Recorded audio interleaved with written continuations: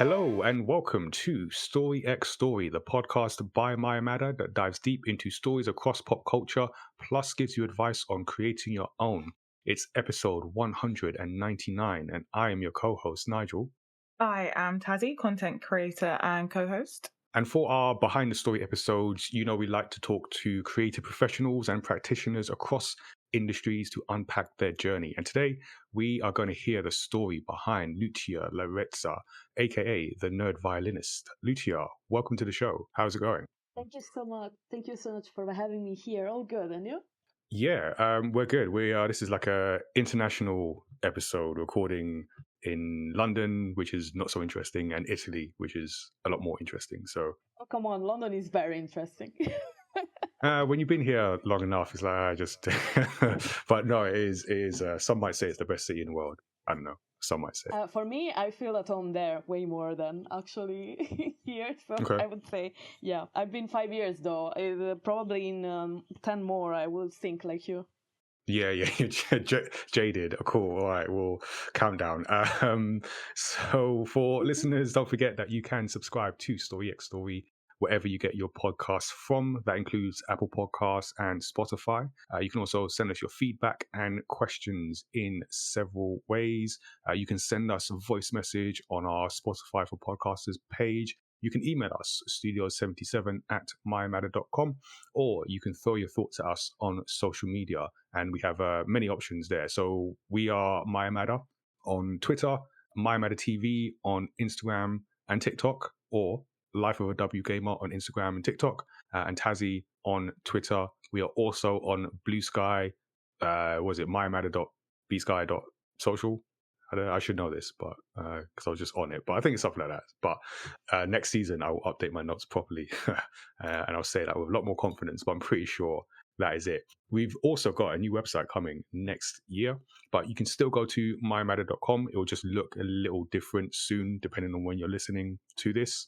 And you can also join the Studio 77 Discord to be part of the My Matter community. And then, next year should get a whole new look and good direction for the brand. More on that later. But before we learn more about our guest, let's update you with the latest from the My Matter universe. We are fast approaching the end of the year, which means the end of another season of Story X Story. So this is actually the last interview episode of the year, and then the next episode is the last deep dive of the year, and then we do our special episodes. So we have our highlights. So we round up all the bloopers, behind the scenes, best bits from the year of recording into an episode. So that's to come. And then we do our favorite stories of the year, aka Tazzii's worst episode ever. Apparently, I don't know. It's so bad. It's so tough. It's Torture. straightforward to me, but each to their own. But so tune in for Tazzii's torture session and my delightful glee as I get to pick winners and losers. But yeah, so we got our wrapped episode where we give our favorite stories of the year, including a top 5 with an asterisk for Tazziii. And then we go on a recording break over January. So no new episodes in January, but then we'll have rewind episodes from different live streams that we've been doing. And then we're back for season 7 in February 2025. So stay tuned for that. We've also got a new manga, which is coming along real nice. So Kickstarter backers, you would have seen some of the pages, draft pages. I think I put one final page in there as well.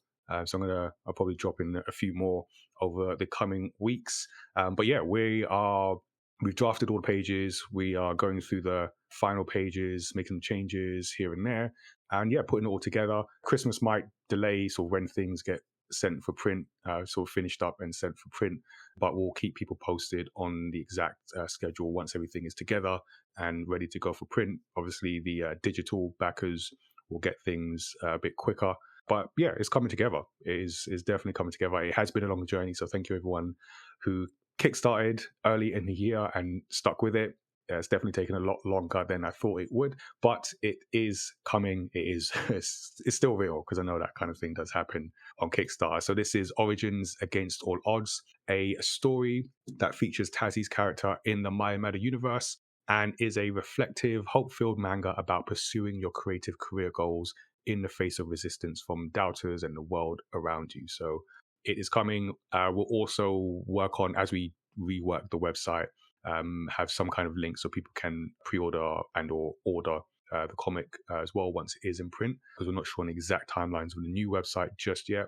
But we'll, so bear with us as we make that transition. And then you can also get the current comics from the Mayamada universe, all ages stories set within our shared television network universe. So Samurai Chef, Hot Lunch, Serious, all there. And then, next year, looking forward to working on new stories. Got some other things in the works, including 11th Hour, which one day will see the light of day.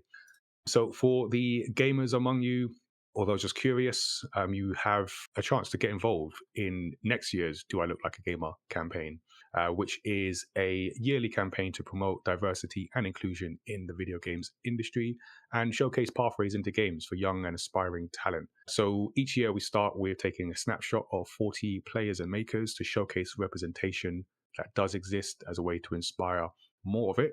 And then we go into our events. So we are kind of on the back end. So we've literally got one event as we record left, which is our International Future Summit on December the 14th.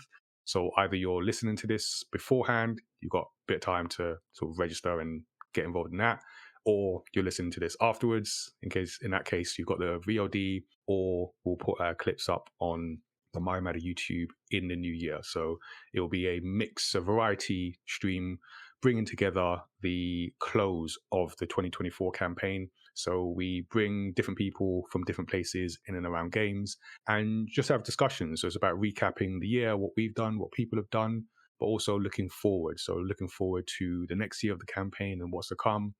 The next year of the brand as well. We've got some announcements there.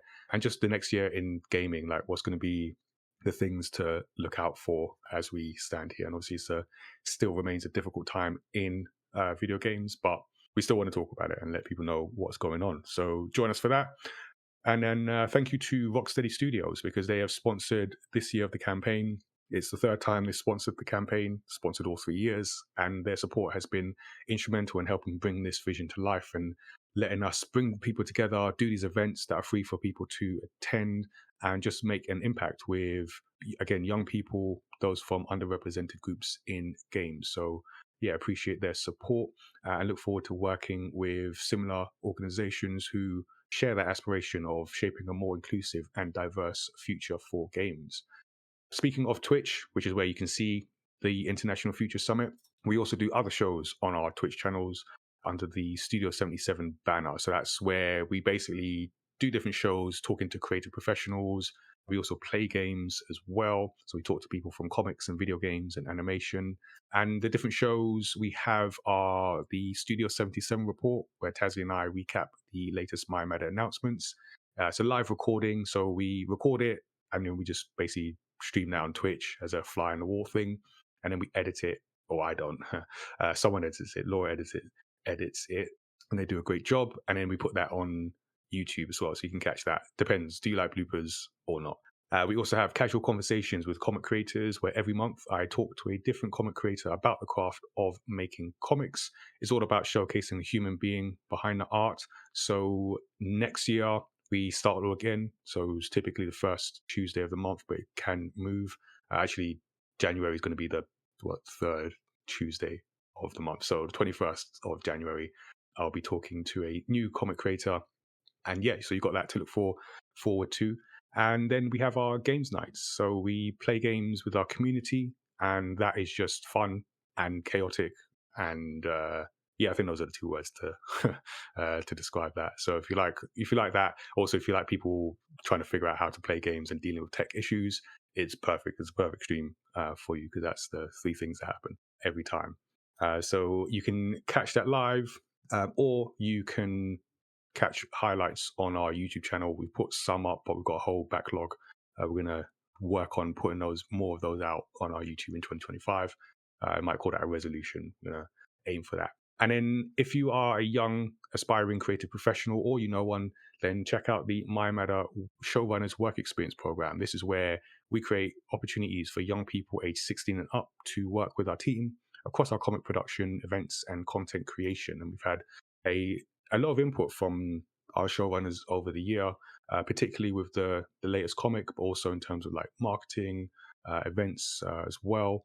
So yeah, it's been a good year for that. A lot of learning for them, but also for us, me personally, that's definitely been an experience. So yeah, you can email us showrunners@mymatter.com to find out more, and we'll have more opportunities in the new year. So that is pretty much where we are with the MyMatter brand as we go into 2025. Now let's go behind the story with today's guest.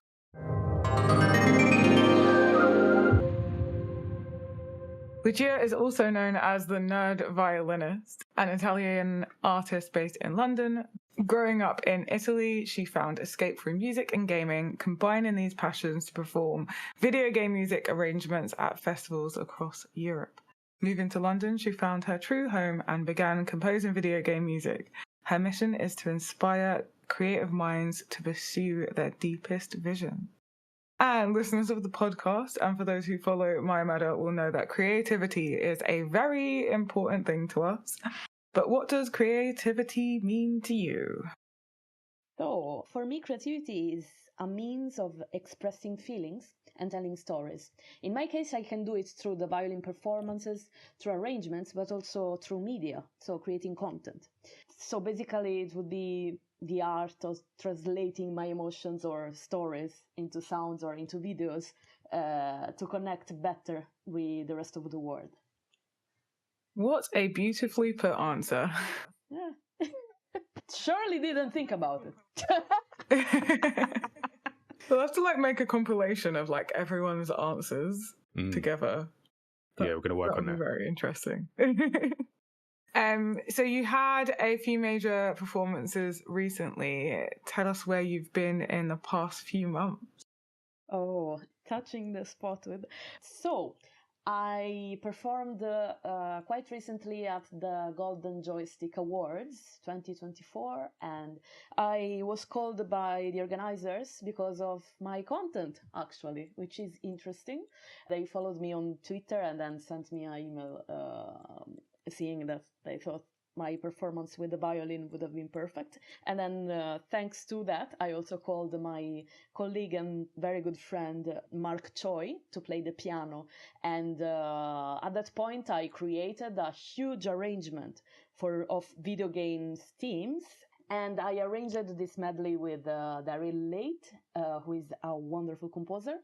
And thanks to the collaboration of these two wonderful people, we created this amazing performance, and had also the compliments of Hamaguchi-san, the director of Final Fantasy VII Rebirth, which was almost making me cry.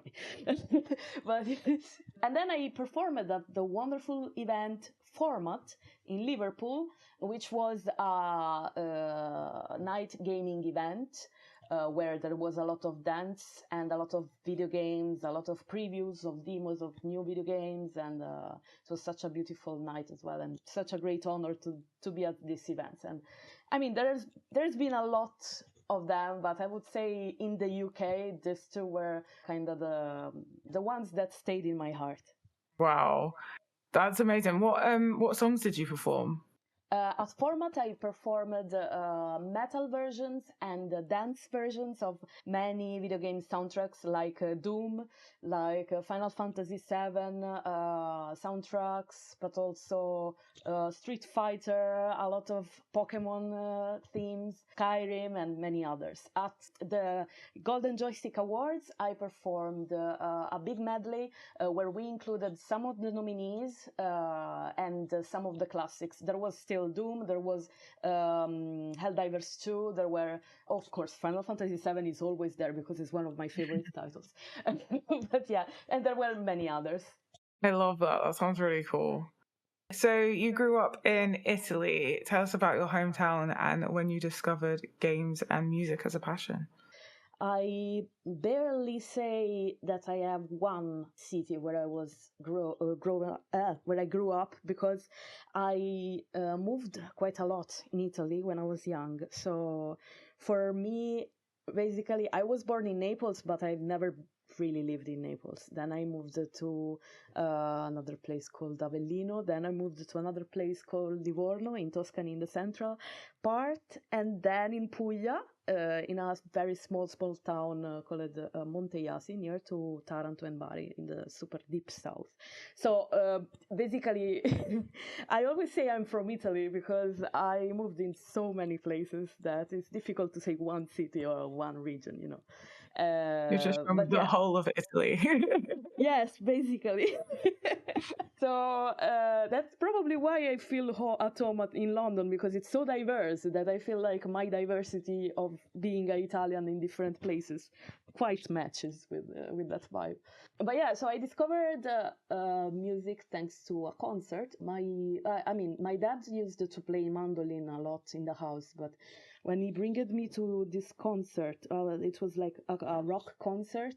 I saw those musicians on stage and I was completely flawlessly in love with what they were doing, and to the fact that everyone was actually listening to them, which for me was an incredibly beautiful thing, because when you are a little girl, no one really listens to you, so you feel like you are too young, so no one will listen. But I saw those musicians and I was like, oh, okay, so if I become a musician and if I go on stage, people will listen to me, right? So I started playing for that reason, basically.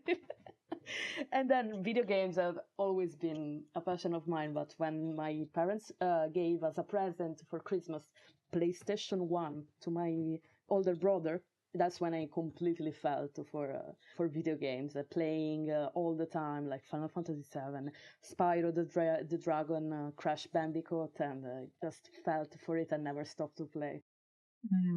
I love that. PS1. I was a big Spyro fan as well when I was a kid. Yeah. So what motivated you to move to London? So it was quite a chaotic life after uni, because I graduated and then got my master's in the south of Italy and started trying to work with music in the south of Italy, which is one of the most difficult challenges of life usually. And I still admire a lot all of the musicians that actually work with music here. Thing that I couldn't do because I tried. I worked a bit in orchestra, but it felt like a day job. You couldn't decide what to play. You couldn't decide how to play, how to dress up. So I was it was a bit too strict for me. So I tried to play at weddings as a solo violinist, and I did quite a lot of money, but again, it was a bit of a not secure part of it, and I wasn't really feeling fulfilled because I really wanted to work in games so much, because no one seemed to actually have this huge passion for it in this part of the world. So for a mere coincidence, but probably was destiny, I got email from two wonderful composers called Intermundia. They create soundtracks for films, and they were preparing a show in Edinburgh for the Edinburgh Fringe Festival, basically. They're both Italians, so it would have been a big travel for both of us, for the three of us, sorry. And I accepted immediately. It was huge performance with piano, drums, electric guitar, and violin. And it was all epic music, like Hans Zimmer and all of those big soundtracks, like, I don't know, The Avengers, Harry Potter, Pirates of the Caribbean, etc. And it was supposed to be 27 concerts in 30 days, which was insane, which we did. So I went there and I was like, okay, I have all of my violins, I have all of my things here. I really want to work with music and I really don't feel at home in Italy. Let's try London. After these concerts, I went to London and I was supposed to stay there for something like 3 months and then see what happened. And I never wanted to leave after after that. You just got stuck. Yes. I felt in love with the city, sorry. Oh, it's nice that you found somewhere that you felt was calling to you. Yeah, definitely. And how did like your education shape you as a person and a professional, knowing that you wanted music to be a part of your life? So I studied for almost the entirety of my life. I'm still studying, to be honest. I never stopped because I read a lot as well. And so I think going to music school and conservatoire, etc., and having a music degree was very important, not only for what I actually learned, that unfortunately can mostly be applied on classical music rather than performances or metal or gaming music, but for the challenges that I had to go through in order to do it, because you have to work while studying, you have to do many exams in a limited amount of time. That really shapes you a lot for the work environment, I would say, and that helped me a lot to stay fresh and have all of those problem-solving skills that you need in life in general. So it was quite important to have that. It's cool that you're like still studying. Yeah. And what role did your family play in your career? What do they think about what you do? Oh, they were so important. They have always been very supportive about my passion for music. Not a lot about my passion for video games, but which family wasn't in the 90s, to be fair. So, like, in those times, video games were the bad guy of the situation all the time. So, like, every now and then I joke about it with my mother and my father, saying, like, you see, now I can play video games and it's my job sometimes to deal with it. But yeah, apart from these jokes, they've been always super supportive, always helping me with not a lot with the studying itself, because they weren't prepared on that side, so I had to deal with it myself. And at the end, like when I moved around, of course, I had to do everything with my strength. I couldn't actually ask for anything. You become an adult, you have to be independent in some ways. It's also a bit for my stubbornness a lot, but yeah, emotionally speaking, they were very supportive on this side of my career, and I think that helped a lot to shape up the fact that I never gave up on it. Oh, that sounds really lovely. What's the best advice someone else has given to you when starting out on your journey, and did you follow it? Oh, that's a good one. Oh my God. Well, I would say this one is a bit dark, but has a very good actual meaning of it. So there was a thing that my grandma and my mother always said, that was like, there is solution to everything but death, which means in life you can find a solution to everything but the end of it. So as long as you keep going, you will always find a solution for all of the things, which of course is an absolute, cannot work for everything, but really motivated me to continue. I actually think that's a really like beautiful sentiment. Yeah. There's some Italian wisdom, that is. Yes, you see? Has being in the UK changed your perspective on the games industry compared to being in sort of like mainland Europe? Oh my God, yes. Completely, I would say. I mean, Italy is a different situation from all of other countries in Europe, I would say, because it's in the video games part. Fortunately, nowadays it's evolving a lot. But when I was younger, there weren't many realities supporting people who wanted to work in video games. So it was quite difficult to understand even that I could work in video games. For me, it was just an unreal dream. I was like, no, it's impossible, but I try. Now, fortunately, there is a lot. There are also unions now that offer studies for it, but before there was nothing. And going to the UK actually let me understand, like, okay, I'm a woman, I can work in games. I'm from another country, but I still can work in games if I do this, if I put passion, if I'm consistent with my job, etc. And if I didn't move there, probably I wouldn't still know how to do it. So you describe yourself as a multi-instrumentalist. What other instruments do you play? So I played bass guitar and a little bit of guitar, just the power chords for metal arrangements, a little bit of piano as well, and viola. And I'm trying to sort out a way to learn cello, but I can't figure it out how to find the actual time. I mean, that's a fair few instruments, I feel like. Is it usual for someone to be able to play multiple instruments well? I would say it's something that composers or arrangers tend to learn in a few years after starting working with music, because it becomes kind of a need, because you arrive with deadlines of 3-4 days before the deadline, and the client wants to change completely the arrangement, and you are there, you don't have time to call someone to play the instrument, and you're like, okay, I have one here, let's learn something and put it in the music, and then you have to. Nice. How did you go from playing instruments to being a video game composer? So, actually, at the moment, I'm more of a arranger and a violinist rather than a video game composer. I actually put it a bit aside because reasons, my decision always change. No, I actually find way more satisfying and fulfilling to play the violin and to actually arrange things that I love, which makes me more happy. So that's the only reason, really.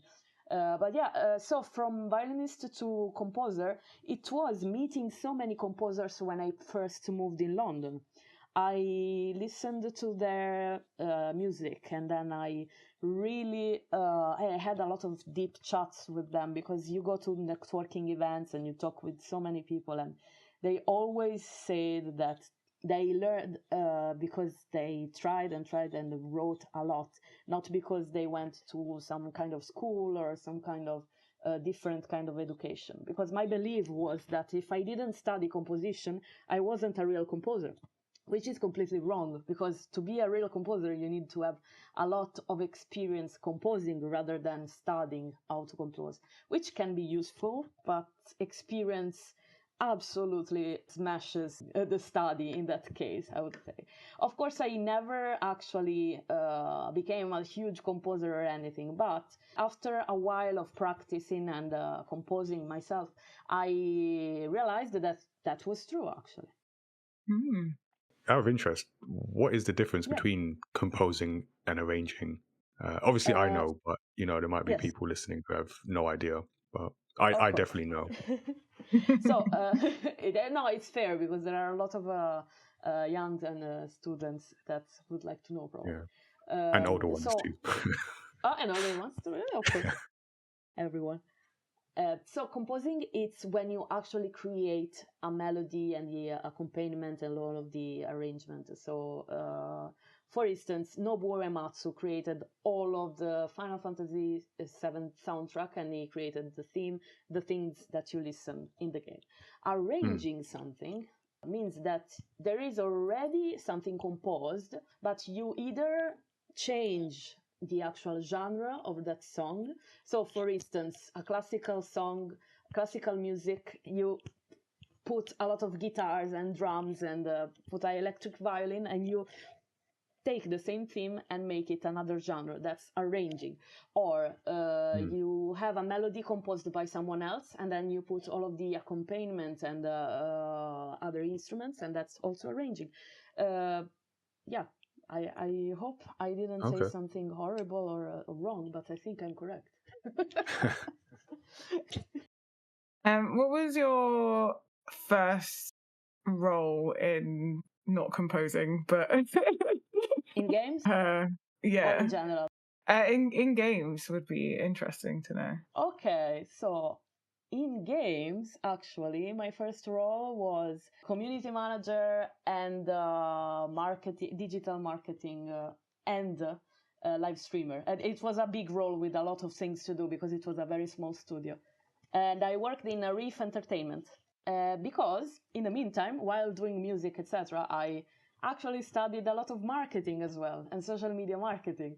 And that's why I'm saying that I always study, because I'm always with a book in my hands and reading. Wow. Someone of many talents, it seems. I try my best. Or maybe someone who doesn't want to do nothing and just finds ways to occupy time, maybe. Tell us about some of your recent projects and how you have developed as an artist over time.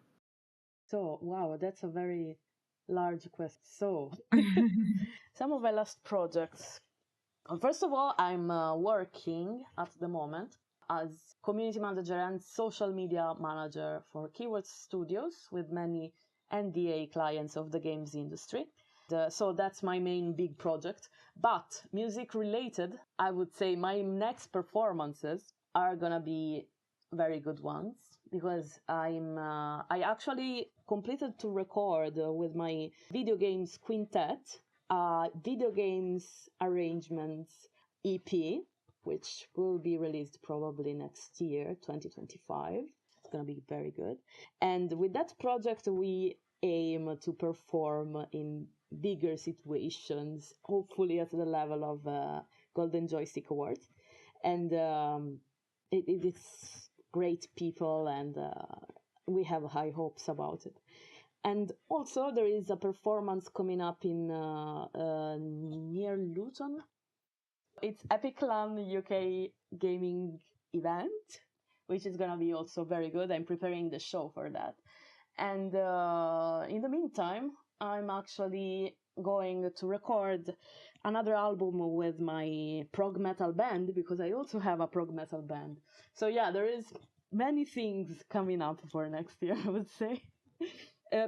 So over time, it took me a while to figure out what I actually wanted from my life as an artist, and what I wanted to do, if more performances, more composition, more arrangements, etc.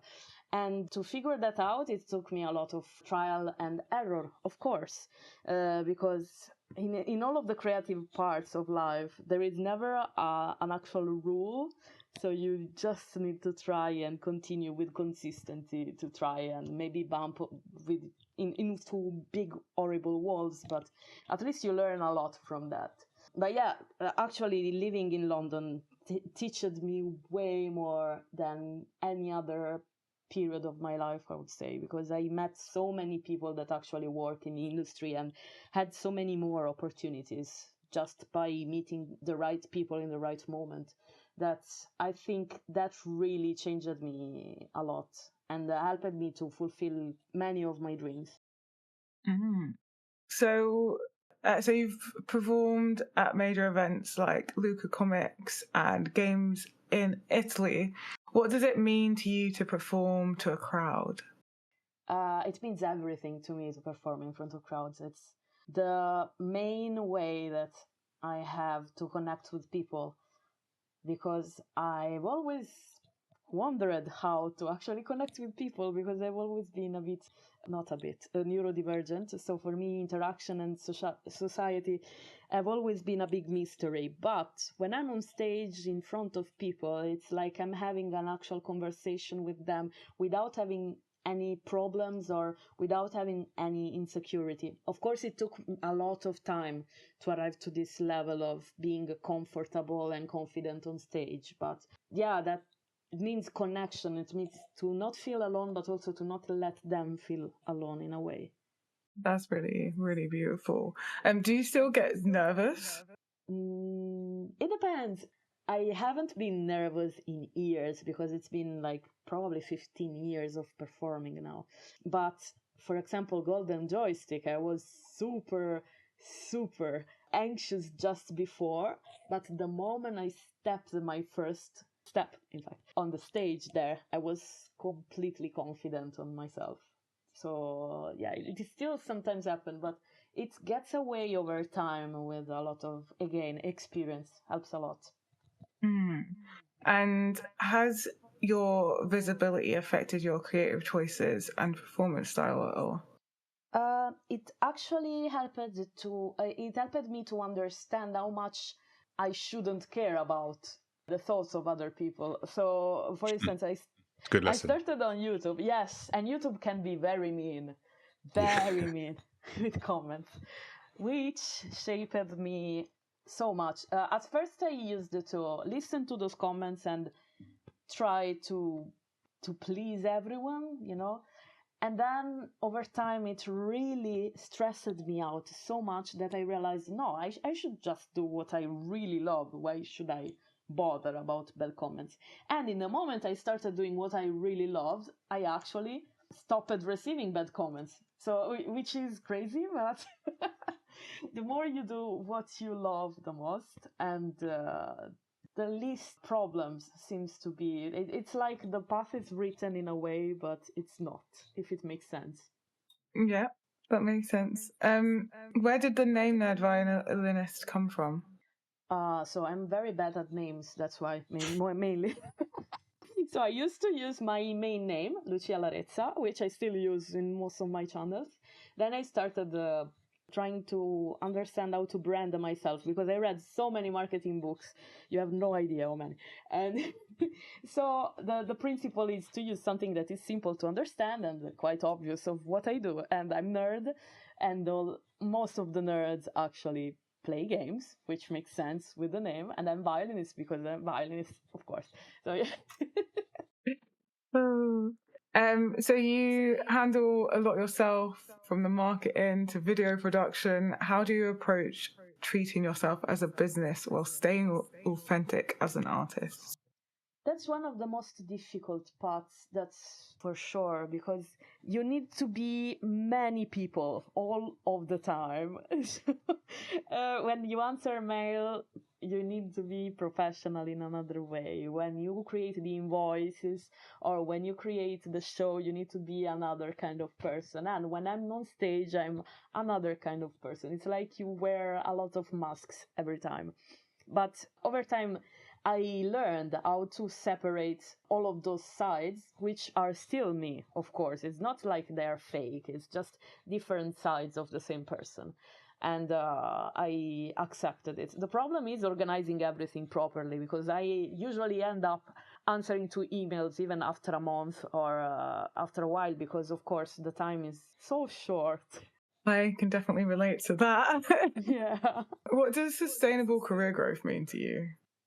Oh, I would say one stable income and a flexible income. So, for instance, for a composer could be royalties, for example, and royalties are way more stable as an income compared to actual work, freelance work of compositions. For me, for example, I decided to have a stable day job that I can do from home, and then the unstable incomes of, for example, sometimes I get arrangements, sometimes I get compositions to do, and sometimes I perform. Most of the time I perform, to be fair.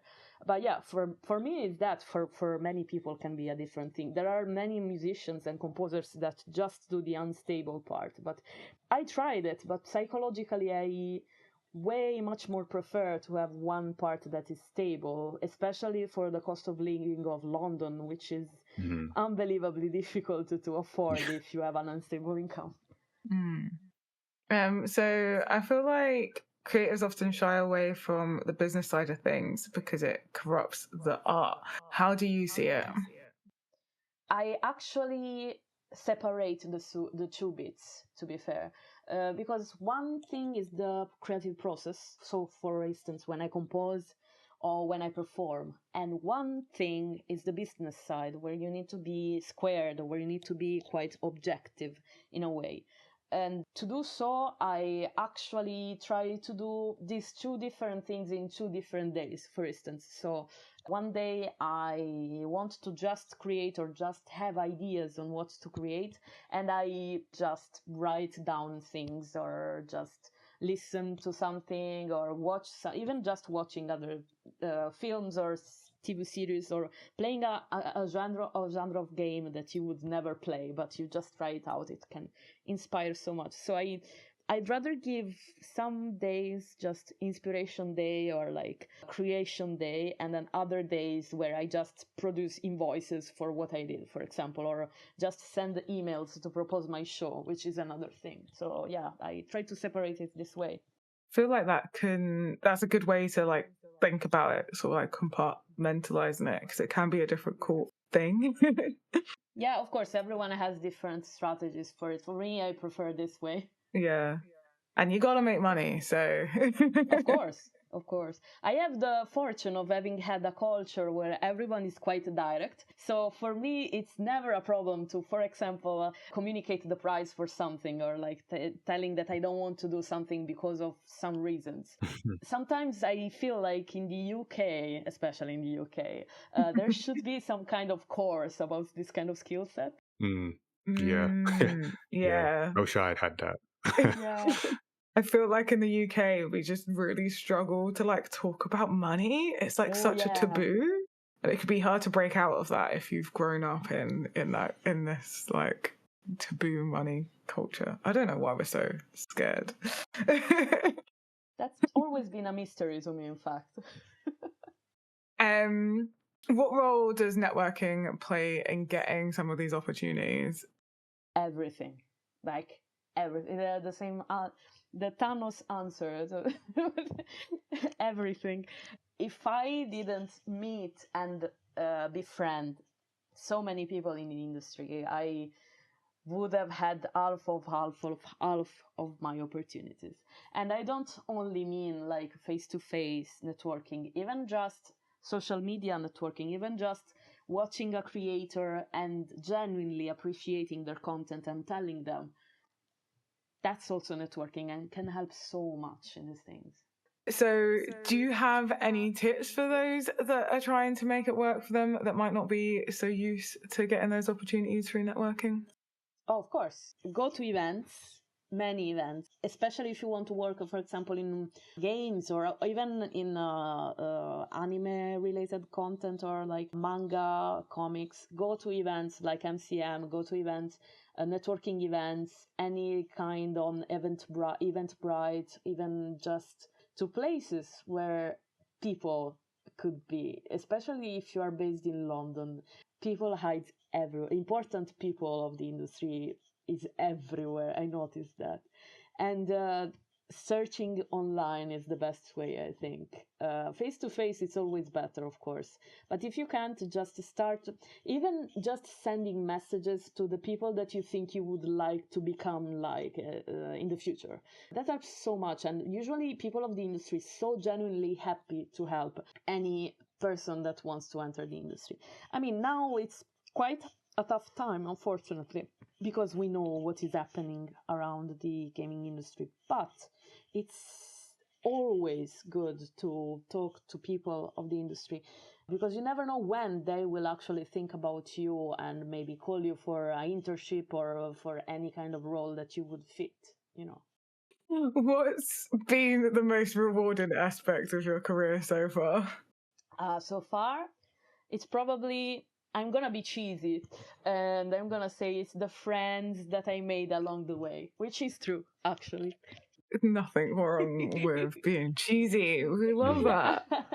Yeah, Disney would love It's me the for that. truth, though. Isn't it I Disney? actually, yes, I actually had the example. Like on Friday, I was at a BAFTA event, and there were so many of my friends, and it felt like such a beautiful day, as if it was Christmas all together, catching up on things, and it was so lovely. And in cities like London, I admit it is quite rare to have the opportunity to gather to many people that you love. So it was, I would say that, yes.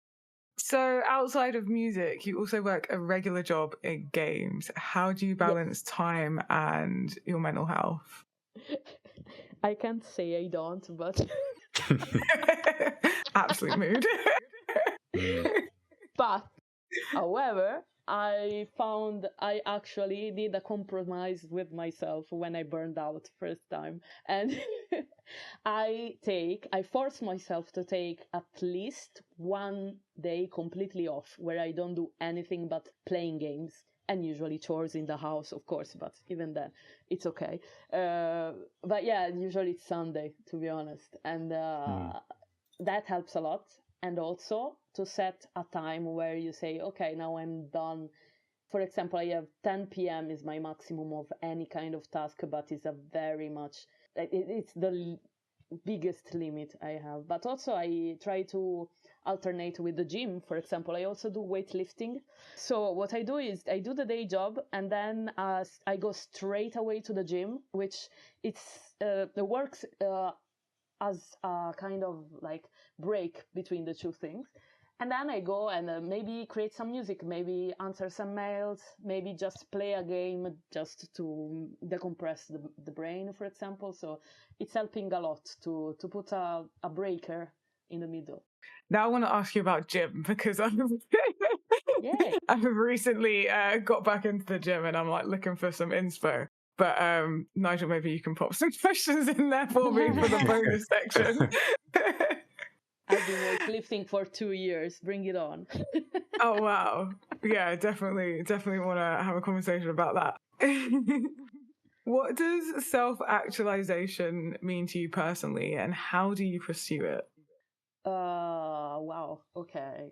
First of all, helping other people, especially who wants to enter the industry. For instance, whenever I help others, it's very much something that really helps my self-actualization, but also being able to perform in front of people really helps that side. It's the feeling that gives. I would also say the fact that I can be able to be an independent woman in a completely different country with a completely different culture kind of really helps that, and feeling as if I did something in my life. It's a big thing for me, especially for the realities that I see in the south of Italy, where sometimes you see these women that still have to struggle a lot, that struggle a lot with not knowing that they can actually have a life on that side, and instead they just think that marriage and kids is the only way, which is respectable if you want it, but if you don't know that you can have an alternative, that's I don't know. I would rather have everyone knowing that they can have alternatives. Definitely, I couldn't agree with you more. Knowing that you've got the option versus... Yes, exactly. Yeah, and then you have the power to choose, and whatever your choice is, that's absolutely fine, but you should have the option. Yeah. So it does continue to be a difficult time in games. What's your view on the current state and opportunities for young people, especially those from underrepresented backgrounds?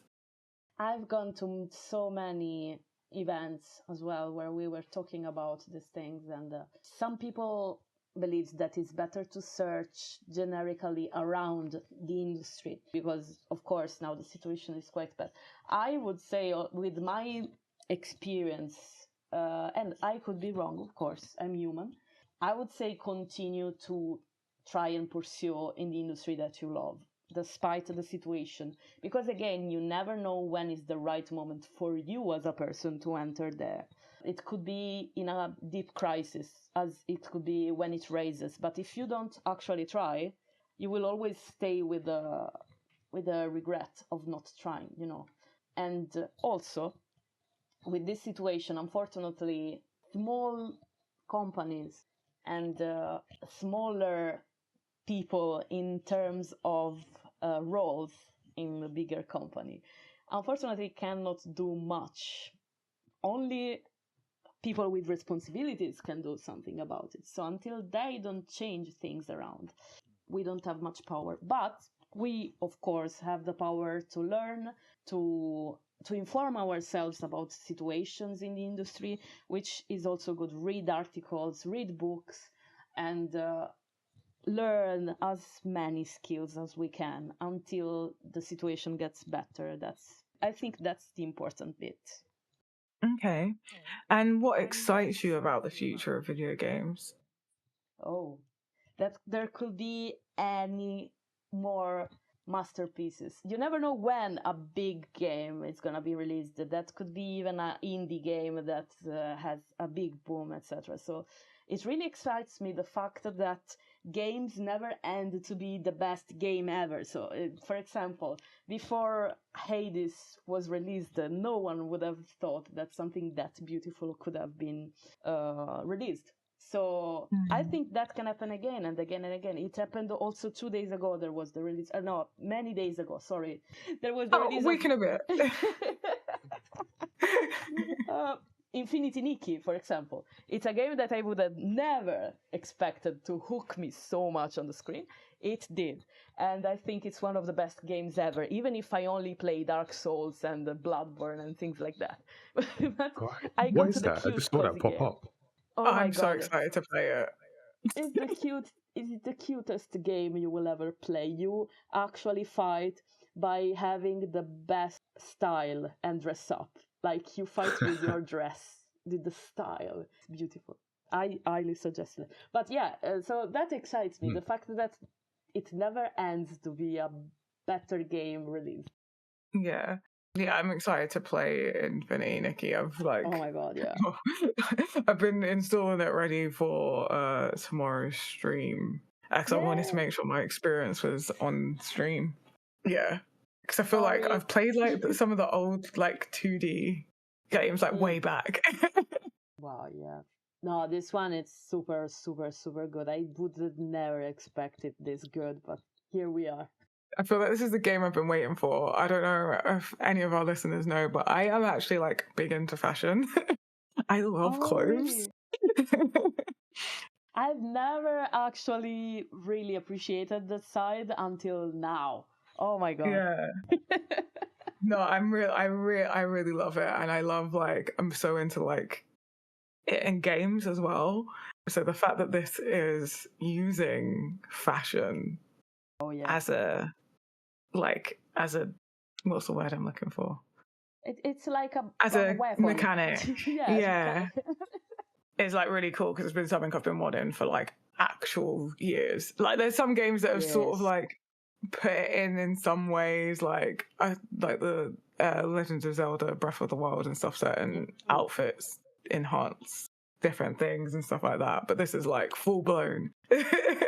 In this game, actually, one of the people that worked in Breath of the Wild worked on this game, and you will see that. You will see that Yeah, a I lot. saw. Yeah. I'm very excited. Right, anyway, before this becomes sorry. an Infinity Nikki episode, um, yeah. So before we get into our guest advice, I've got one last question for you. So we're all protagonists in our own stories, and every good protagonist has a goal and a vision of success. So what does success look like to you, and are you there yet? Okay, so I am in the vision of success that I had when I was 13, 14 years old, which is already a win. Wow. Yes. But now, every time, we are humans, so we always change our goals whenever we reach our goals. And my next goal is to play in front of millions of people in a way or another. That could be in a stadium, that could be in a big event like a Games Awards, that could be in any other kind of form, but connecting with that huge amount of people while I play and express my love for music and for video games. That would be the dream now. Well, we look forward to seeing you performing in front of millions. Hopefully, we get to be one of those, each of us, one of those millions. Well, if I don't reach it, I will be happy about the journey anyway, because I'm already super happy in any case. But yeah, that's a big goal for me. I love that. I love that your 13-year-old's version of success as well. So you've already done that. You've already reached success once. Absolutely. And I'm sure you will hit it many times over. In each interview, we ask our guests to give advice for aspiring creative professionals. We've been talking about games and music. So what advice do you have for others listening who may want to get started with creating their own games or game music? I would say that consistency and good, genuine connections will bring you far, very far. That's my thing, I would say. Thank you so much. So we're going to get into some bonus rounds where hopefully Nigel's going to find out some more about that gym routine for me. Okay, that's what we call a leading statement.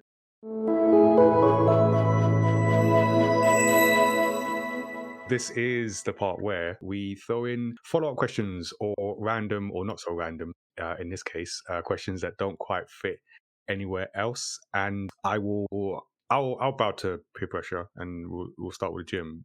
But it's actually interesting, that whole idea of just you having that day set. I find I'm trying to do that, but I don't go to the gym, but I do climbing, like bouldering. It's Oh, like I nice. usually do it on a Sunday, and that's like the sort of physical exercise, kind of, but also the mental space as well. Because it's just like you're away from your computer. I don't take my phone in. It's just very present. Is that what the gym is like for you? Like, what is the gym routine for you? Yes, it is pretty much that. It is staying in a moment, being in a moment, actually becoming stronger, not for any kind of reason, but just because I believe that a strong and healthy body can help a lot, also creativity. Mm. So yes, mainly for that, and of course for health in general, because I care about my health. No, of course, and like, because you said weightlifting, right? Did I? Yes. That sounds hardcore. That's like I also watched too many animes, and I really watched a that's where you lot get of the inspiration from. Yeah, that's the Dragon problem. Ball and Yeah. you know, You got that Goku weighted vest of course. thing going on. Of Yeah. course. If I had the room that they have where there is, I don't know how they call it in Oh, the English. hyperbolic time chamber. Yes. We Yeah. call it time and spirit chamber in Italian with the translation. Because I Okay. watched Dragon Ball in Italian, I was a kid. Mm. The dream would be to have that chamber where I can train as much time as I want. That's it. Mm. All right, so you got that Well. nice. That would be great. Yeah, that's cool. Yeah, you got the combination of like the physical and that like the mental with the gym. Yeah, but it helps us so much mental health as well. Like I used to have a lot of anxiety thanks to doing weightlifting consistently. It helped Mm. also. I mean, I worked it with therapy as well, but yeah, the gym really Yeah, helped on that side. no, I get What that. was that? Sorry, Nigel. You Oh said. no, I was just saying. Yeah, is that the same for you in terms of like going gym? Obviously, is the physical thing, but the mental health side of it. Do you find that as well? Oh yeah, it's mainly for the mental health side of things. I hate running, but love it as well. Which is one of the main reasons why I actually had to go back to the gym, because I was like, I cannot run outside in the cold, and I Oh yeah. need running. Like somehow it just sorts my like mental and physical health out like that. I'm really trying to get like strong. Like I find out I work at a desk a lot, so I feel like I need to do more strengthening workouts, because that used to just be a natural sort of side effect of like the work I used to do, and now I don't have like physical labor jobs that I'm like, Yeah, oh, I hear that a lot. Yeah. Same. The like the mental health is like, yeah. Because I first went for the physical, and then I realized, oh, actually, it's is actually more important for the You can really mental feel health. the difference when Yeah. you don't go to the gym for like 3-4 days with your mental health, and that's why I'm also saying that it helps that side a lot. Yeah. I went to the gym for like 2 hours the other day because I was like really struggling, and I was like, I just need to go. Like they have a 24-hour gym as well, so Oh, nice. very important for me, because Yep. I sometimes just get up at the most random times and I'm like, need to work out. Oh my Now God, is the time yes. for that. So okay, yeah. So go to the gym basically, or do some kind of physical. Physical helps the mental. The other thing, actually, I was curious because you mentioned being stubborn. Yes. And I definitely relate to that. So how do you balance like the stubbornness and the allowing things? Because sometimes you need to be stubborn and it gets results, but then other times you need to not not be. How do you like determine the difference between when to be and when, if you do, you might not? I usually regulate with how much a thing impacts my energies and my mental health. So, for instance, a practical example could be I am going to play at a gig that it's in Birmingham. Let's say Birmingham. From London to Birmingham, how much is it? It's like probably 3 hours of train, probably, I think. So they ask me to go there and to play and to go straight away.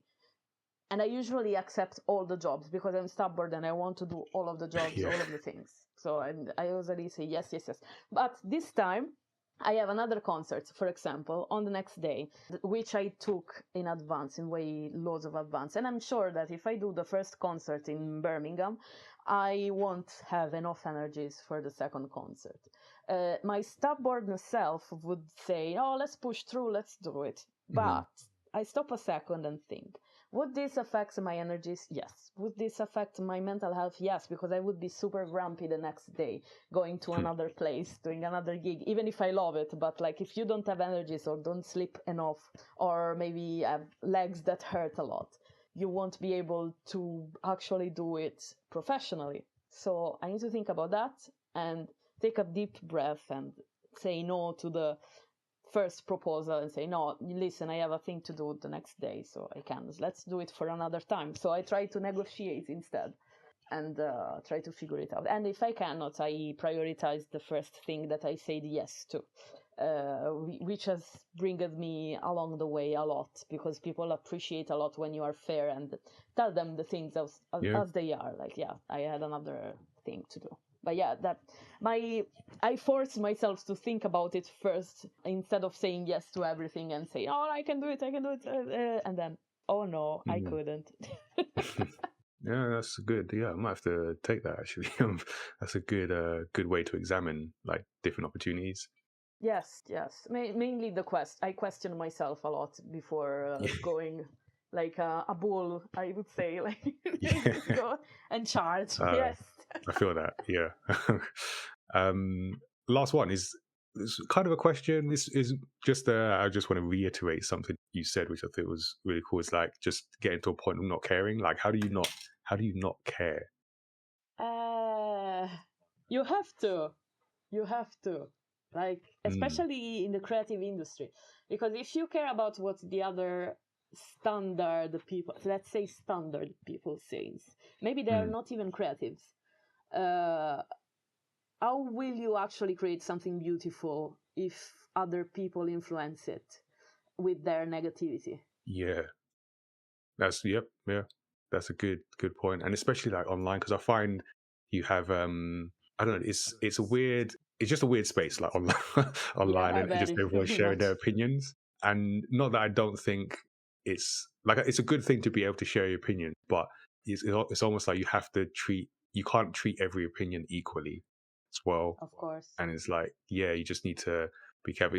But it's a good thing you've got to that place where you can make that distinction and just not care, because it's very freeing, like, and like you said, you get better results from it. So yeah, I just thought that's just worth mentioning again. Yes, thank you. I mean, I try to apply it to everything, but unfortunately, I only really apply it to my work for now. Fair enough. That's a good place to start. Yes. Good Yes. place. But yeah, also, where can people find you online? So, of course, Instagram is my main platform. So, on Instagram, the Nerd Violinist.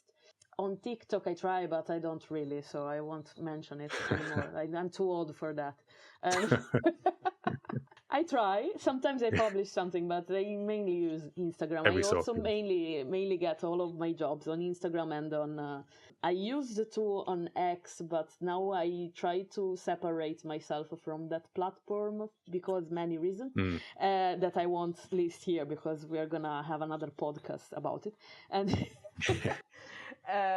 on Blue Sky, actually, now I started recently a profile there. Lucia La Rezza.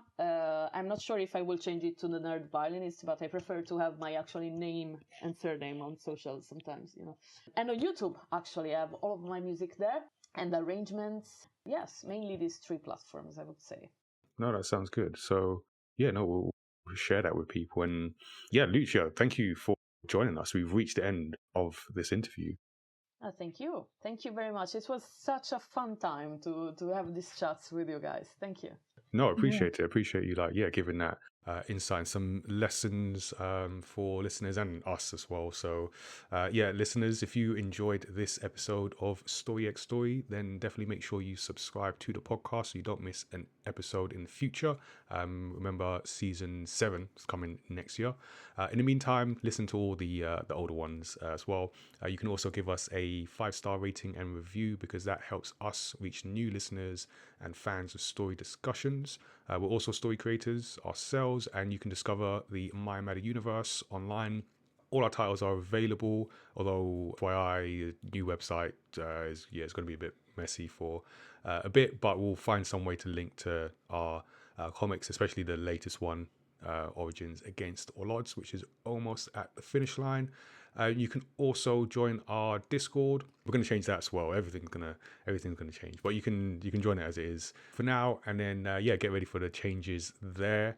We've got the Do I Look Like a Gamer video game representation campaign, which is now a yearly initiative, and I saw a message from one of our 40 Players and Makers, Miss Bubbles, that she got from someone about basically saying, "Are you even a gamer?" And I'm like, yeah. Did you? I don't know if you saw it. I'll share that with you. Wow. So it's amazing. It's amazing. Like 2024. He's one of the most gamers I know. Like, you know so much about oh my god, people online. Yeah. To the point. I'll share the message. It will infuriate you, but I'll do it anyway. So we're gonna be doing this again, and helping change that narrative. So we've got opportunities to be in the photo campaign, one of the 40 Players and Makers that will be taking photographs of, and then we're gonna have the events. So we've got like the game jam, the networking, the round table, the appearances at Comic-Con, things like that. So lots of opportunities, and the online stuff as well. So lots of opportunities to get involved with that. And then as for the podcast, we release new episodes on Thursdays. So we've got the January break, but we'll still have episodes. They'll just be rewind from past live streams. But when we're back, you'll get to hear creator interviews, video game discussions, and deep dives into stories across pop culture. You can always give us a shout directly. Our email address is studio77@mayamatter.com, and our website with links to subscribe is mayamatter.com/storyxstory. So that's it. Thank you for tuning in, and until next time, stay safe, and remember, you can always find a solution for everything in life, except death and maybe getting help from social media tech billionaires, but everything else is cool. Take care, everyone.